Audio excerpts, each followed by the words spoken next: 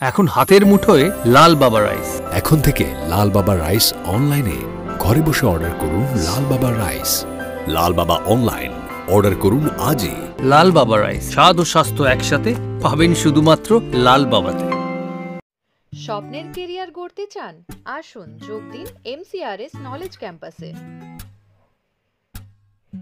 পূর্ব বর্ধমানে অবস্থিত আমাদের ক্যাম্পাসে আমরা অফার করছি নার্সিং ও প্যারামেডিক্যাল কোর্স। সবুজ ঘেরা হাইটেক ক্যাম্পাস, সঙ্গে কলেজ সংলগ্ন অত্যাধুনিক হস্টেল। এখানে অভিজ্ঞ শিক্ষক ও শিক্ষিকারা আপনাকে আধুনিক চিকিৎসা পদ্ধতি ও প্রযুক্তির মাধ্যমে প্রশিক্ষণ দিচ্ছেন। আমাদের কোর্সগুলিতে আপনি পাবেন হাতে কলমে প্রশিক্ষণ এবং প্রয়োজনীয় দক্ষতা অর্জনের সুযোগ। বিশ্বমানের পরিকাঠামো ও সুবিধা আপনার শিক্ষা জীবনকে করবে আরো সুন্দর ও সহজ। আপনার স্বপ্নের ক্যারিয়ার শুরু হোক এইখানে, MCRS নলেজ ক্যাম্পাসে। MCRS নলেজ ক্যাম্পাস, আপনার ভবিষ্যতের পথপ্রদর্শক।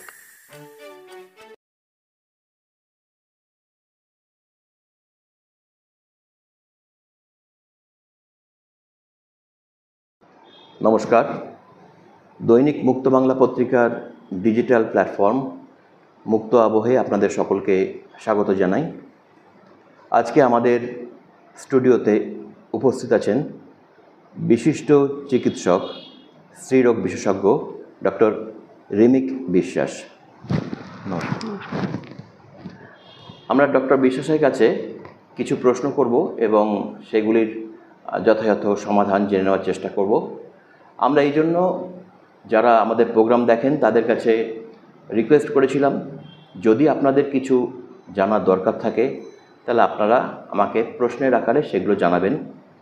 তারা আমাকে প্রশ্নের আকারে সেগুলো জানার জন্য পাঠিয়েছেন। আমি ডক্টর বিশ্বাসের কাছে সেই প্রশ্নগুলো একে একে করব এবং উনি সেগুলো আপনাদের উত্তর দেবেন। তো ডক্টর বিশ্বাস, প্রথমে যেটা জানতে চাইছি যে PCOS এই সমস্যাটা কি এবং এর কি লক্ষণ? দেখুন, প্রথমেই যেটা বলবো সেটা হচ্ছে PCOS ইজ আ মিসনোমার। এর কথাটার পুরোটা যদি বলি, পলিসিস্টিক ওভারিয়ান সিনড্রোম। আর একটা শব্দও হয় পলিসিস্টিক ওভারিয়ান ডিজিজ। এবার দুটোই কাছাকাছি কিন্তু সামান্য আলাদা। তো পেশেন্ট যখন চেম্বারে আসেন তখন এসেই বলেন যে আমার সিস্ট হয়েছে, তো এটা একদমই নয়। পলিসিস্টিক ওভারিয়ান সিনড্রোম অ্যাকচুয়ালি একটা এমন লাইফস্টাইল ডিসঅর্ডার যার জন্য মেয়েদের এই রেগুলার যে ডিম ফোটার ব্যাপারটা থাকে, দেখুন একটা করে প্রত্যেক মাসে ডিম ফোটে, সেই কারণেই মেয়েদের মাসিক হয়। যদি সেই ডিম থেকে ভ্রূণ তৈরি না হয় মেলামেশার ফলে, তাহলে সেখানে মাসিক হয় এবং ডিমটি নষ্ট হয়ে যায়, তারপর আবার নতুন করে একটি করে ডিম ফোটে। তো যখন এই ধরনের অসুখে, এই ধরনের লাইফস্টাইল ডিসঅর্ডারে এই ডিমগুলো কিন্তু প্রত্যেক মাসে রেগুলারলি ফোটে না এবং মাসিক হয় না। এবার এই না ফোটা ডিমগুলোকেই আমরা ওভারিতে দেখতে পাই। কি করে দেখি? আলট্রাসাউন্ডের মাধ্যমে। তো সেটাকেই কিন্তু পলিসিস্টিক ওভারিয়ান ডিজিজ বলে। এবার যদি আপনার প্রশ্ন হচ্ছে পলিসিস্টিক ওভারিয়ান সিনড্রোম। সিনড্রোম আমরা তখনই বলবো যখন কিছু মেটাবলিক সিনড্রোম থাকে, যার মধ্যে প্রথম এবং প্রধান হচ্ছে ডায়াবেটিসের পূর্ব লক্ষণ, যেটাকে আমরা ইনসুলিন রেজিস্ট্যান্স বলি। তো আশা করি PCOS আর PCOD দুটোর যে একটু সামান্য তফাৎ আছে সেটা আমি আপনাদের একটু বলে বোঝাতে পারলাম। একজন জানতে চাইছেন যে এই রোগ থাকলে পরে মেয়েদের কি কি ক্ষতি হতে পারে? আবার বলি আপনাদের যে PCOS বা PCOD এটা কিন্তু লাইফস্টাইল ডিসঅর্ডার। দেখুন, এই বিষয়ে বলতে গেলে নর্মাল ফিজিওলজি যেটা, সেটা একটু জানা জরুরি। তো মেয়েদের ওভারি মানে ডিম্বাশয় থেকে প্রত্যেক মাসে একটা করে ডিম ফোটে। তো এই ডিমটা কি এমনি ফোটে? না, এই ডিম ফোটার জন্য আমাদের ব্রেনে কিছু অংশ থাকে। যেমন একটা হাইপোথ্যালামাস বলে একটা জায়গা থাকে, সেখান থেকে একটা হরমোন বেরোয়, সেগুলোকে গোনাডোট্রফিন রিলিজিং হরমোন বলে। সেখান থেকে সেটা এগিয়ে চলে আসে একটা জায়গাকে স্টিমুলেট করে, সেটা হচ্ছে পিটুইটারি গ্ল্যান্ড। সেখান থেকে LH FSH নামে দুটো হরমোন বেরোয়, সেই হরমোনগুলো কাজ করে এসে ওভারিতে। এবারে ওভারির থেকে ইস্ট্রোজেন, প্রোজেস্টেরন এগুলো বেরোয় এবং তার জন্যই বিভিন্ন তার ছোট ছোট যে কি বলবো আপনাদের, ওই ব্যালেন্সের জন্যই কিন্তু এই ডিমগুলো রেডি হয় এবং একটি ডিম বড় হয় সেটাই ফোটে। তো এবারে যখন ধরুন কোনো বাচ্চা, যেটা পিসিওডি ধরছি আমরা, যখন আমরা আলট্রাসাউন্ডে দেখতে পাচ্ছি যে একটা ডিমগুলো ফুটছে না, হয়ে আছে, তো কেন হয় সেটা? কোথাও সেই মেয়েটির স্ট্রেস তৈরি হচ্ছে, বা স্ট্রেস হলেই কিন্তু সেখানে এই যে নর্মাল যে হরমোনের ক্ষরণগুলো সেগুলো হবে না, একটা ইমব্যালেন্স তৈরি হবে, যার ফলেই এই ডিম না ফোটা, এবং ডিম না ফুটলে মাসিক হবে না। তো পেশেন্ট প্রথমে আসবেন কিন্তু মাসিকের গণ্ডগোল নিয়ে, প্রথমেই যে সিনড্রোম হবে মানে ডায়াবেটিসের সমস্যা হবে বা পেশেন্ট মোটা হয়ে যাবে এরকম কিন্তু নয়।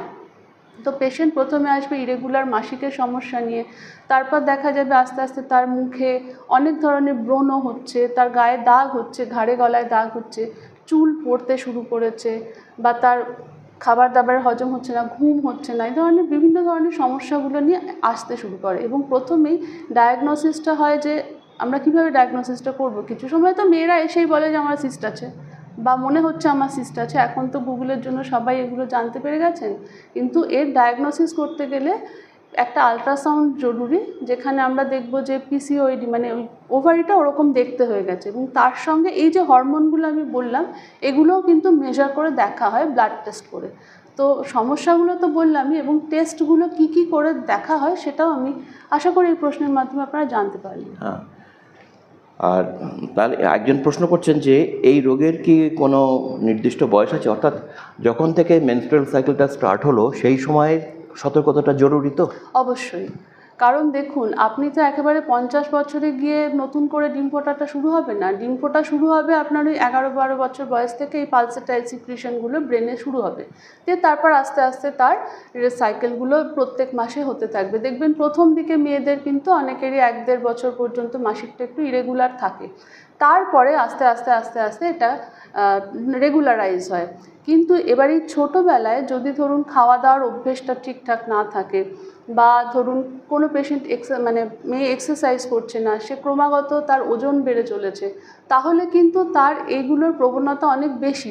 সেই সব মেয়েদেরই দেখা যায় যে না হেয়ার লস হচ্ছে, সে অতিরিক্ত ওজনের জন্য তার ঘাম হচ্ছে, প্রচণ্ড অ্যাকনি হচ্ছে, ঘাড়ে গলায় দাগ হচ্ছে, তার অনেক মাসিক তো রেগুলার হচ্ছেই না, হয়তো 3-4 মাস মাসিক বন্ধ হচ্ছে, তারপর একবার মাসিক হচ্ছে, সেটা প্রচণ্ড পরিমাণে হচ্ছে, এবং তখনই বাবা মা ভয় পেয়ে মেয়েকে নিয়ে আসেন।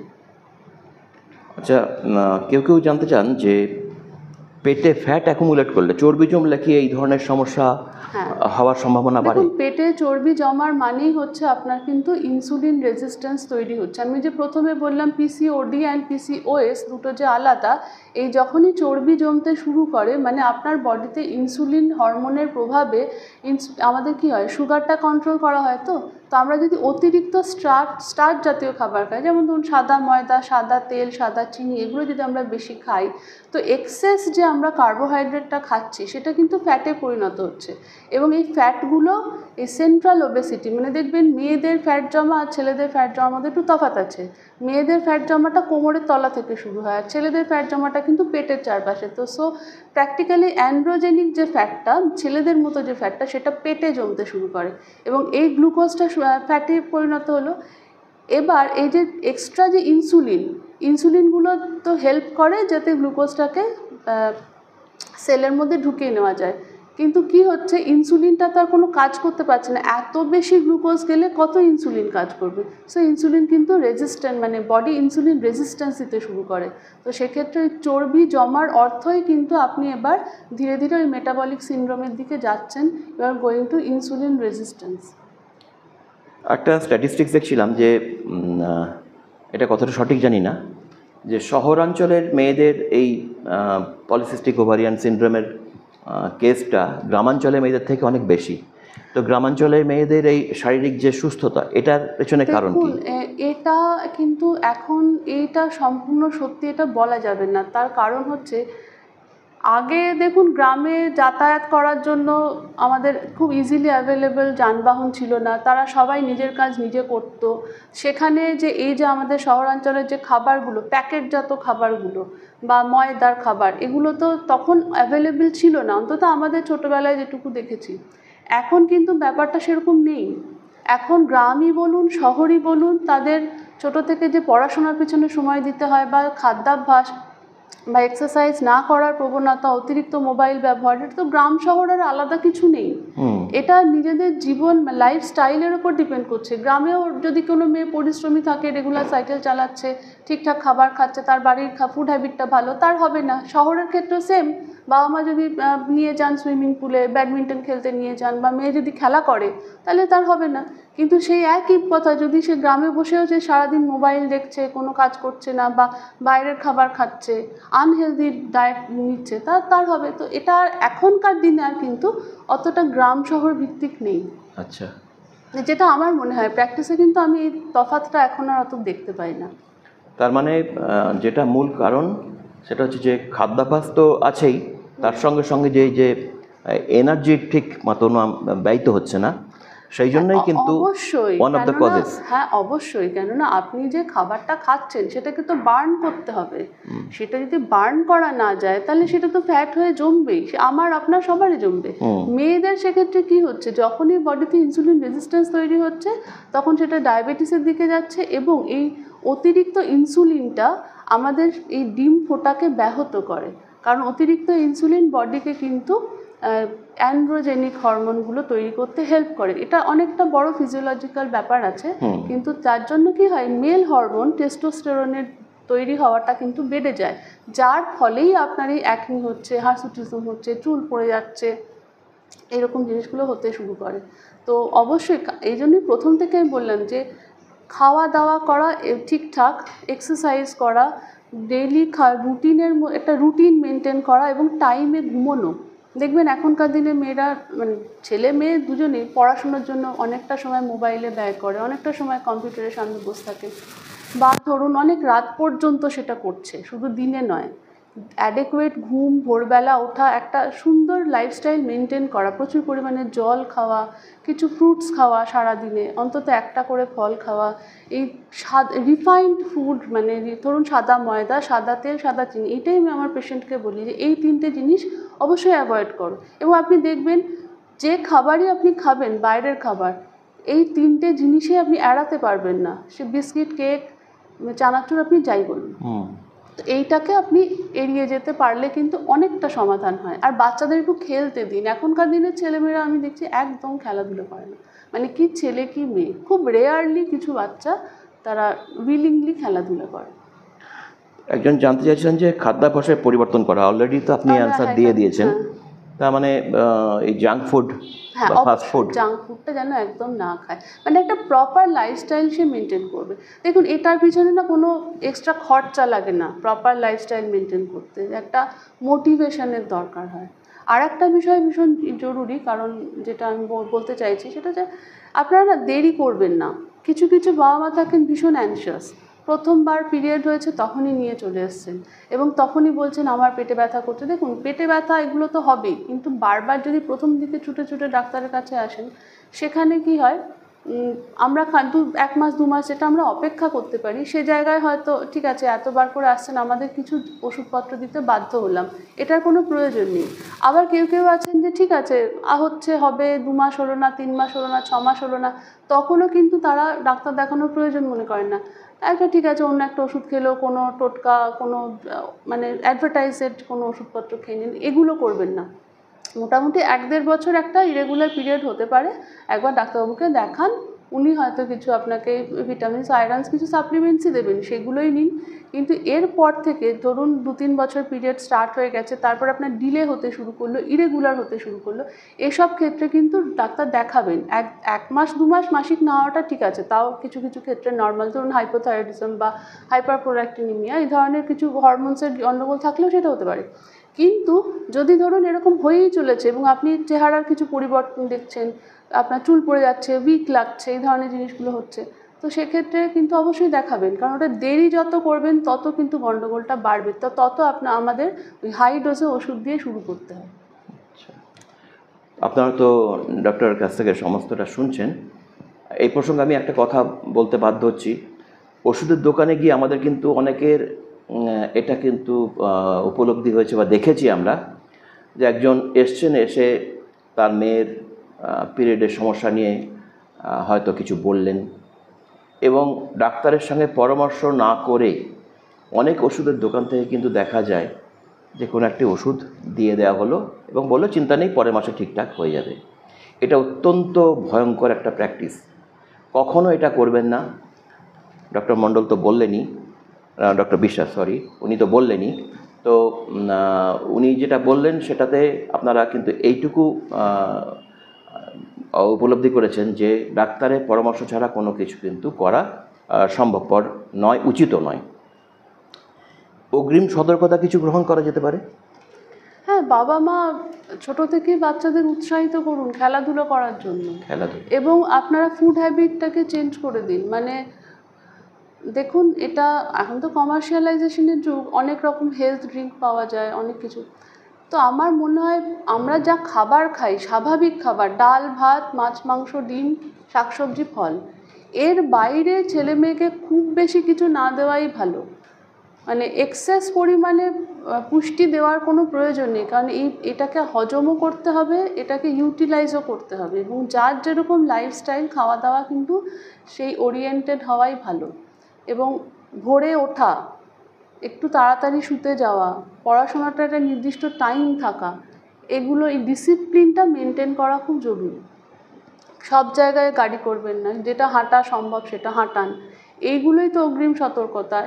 এটা তো লাইফস্টাইল ডিজিজ, আর যার এটা থাকবে, যার এর একটা জেনেটিক কম্পোনেন্টও আছে, যার এটা থাকবে, যার মায়ের বা ঠাকুমার এটা ছিল, তার কিন্তু থাকবে, এবং it shall stay with you.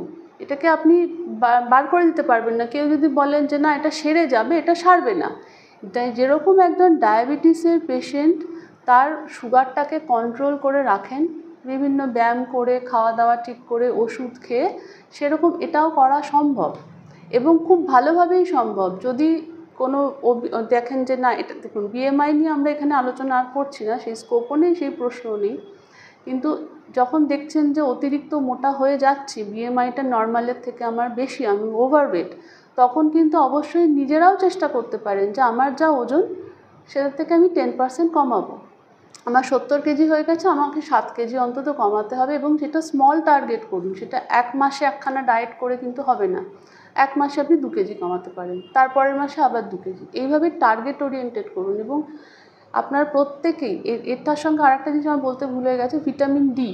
ইদানিং আমরা দেখছি যে ভিটামিন ডি ডেফিসিয়েন্সি প্রত্যেকটি মেয়ের আছে, এবং এর কারণ হচ্ছে বেশিরভাগ এসিতে থাকেন, অনেকটা সময় এসিতে কাটান, খুব রোদে ঘোরাঘুরি করেন না, বা খেলাধুলা করেন না, বা হাঁটাহাঁটি করেন না। এবার খেলাধুলাটা যদি সম্ভব নাও হয়, অন্তত হাঁটাহাঁটি করুন, একটু গার্ডেনিং করুন, একটু গাছপালার মধ্যে থাকুন। মানে খুব বেশি কিছু করতে হবে না, শুধু লাইফস্টাইলটাকে একটু মডিফাই করুন, অনেক ভালো রেজাল্ট পাবেন। আর রিফাইন্ড ফুডটাকে অ্যাভয়েড করুন, তাহলেই হবে। একটা খুব গুরুত্বপূর্ণ প্রশ্ন, যে যাদের এই পিসিওএসের প্রবলেম অ্যারাইজ করেছে তাদের স্বাভাবিক জীবনযাপন করা সম্ভব কিনা, অর্থাৎ অনেকে জানতে চান যে তাদের বিয়ে করা উচিত কিনা, বা সন্তান ধারণের ক্ষেত্রে কোনো অসুবিধা কিনা। অবশ্যই বিয়ে কোথাও আটকাবে না। প্রথম কথা হচ্ছে, দেখুন এটা তো আপনারা নিজেদের লাইফস্টাইল চেঞ্জ করে নিচ্ছেন, এবং তারপর দেখা যাবে যে আপনাদের মাসিকও রেগুলার হচ্ছে। এই মাসিক রেগুলার হলো মানেই আমি ভালো হয়ে গেলাম এটা ভেবে আবার খেতে শুরু করলাম, এরকম করা যাবে না। একদম নিয়মমাফিকই থাকতে হবে। আর বিয়ে কেন, আপনি খুব সুন্দর জীবনযাপন করতে পারেন, আপনার নর্মাল ন্যাচারাল প্রেগনেন্সিও আসবে, শুধু আপনি নিজেকে কন্ট্রোল করে রাখুন। আর যদি এক্ষেত্রে নাও আসে, ধরুন কারো বিয়ে হয়েছে, তার পলিসিস্টিক ওভারিয়ান সিনড্রোম আছে, তার বাচ্চা আসছে না, এখানে আমাদের কি প্রয়োজন? একটা ডিম আর একটা স্পার্মই তো প্রয়োজন। এই ডিম কিন্তু তৈরি করে, মানে আমাদের এমন ওষুধ আছে যে ডিমটাকে ম্যাচিওর করে দেওয়া যায়, ডিম ফোটানোর ব্যবস্থা আছে, একটি স্পার্ম তার সঙ্গে করিয়ে দেওয়া যায়, every possible treatment is available. তো এটা নিয়ে ভয় পাওয়ার কোনো কারণই নেই, আননেসেসারি ভয় পাবেন না। শুধু প্রত্যেকটা প্রশ্নের উত্তরেই আমি একটা কথাই বলছি, লাইফস্টাইল মডিফিকেশান, এবং খুব উদ্দেশ্য প্রণোদিতভাবেই বলছি, কারণ সত্যি কথা বলতে কি এত ট্রিটমেন্টেরও প্রয়োজন নেই, আপনারা নিজেরা সুস্থ থাকতে পারবেন যদি একটু চেষ্টা করেন, এবং এফোর্টটা খুব জেনুইন হওয়া চাই। কিছুদিন করে ছেড়ে দিলে কিন্তু হবে না। ডক্টর রেমিক বিশ্বাস আমাদের অনেক মূল্যবান পরামর্শ দিলেন, আপনারা সেগুলো শুনলেন, এবং আশা করি আপনারা সেগুলো ফলো করবেন এই প্রত্যাশা রাখি। ডক্টর রিমিক বিশ্বাসকে আজকে আমাদের এই স্টুডিওতে আসার জন্য আন্তরিক ধন্যবাদ এবং কৃতজ্ঞতা জ্ঞাপন করছি। আপনাকেও অনেক ধন্যবাদ। নমস্কার।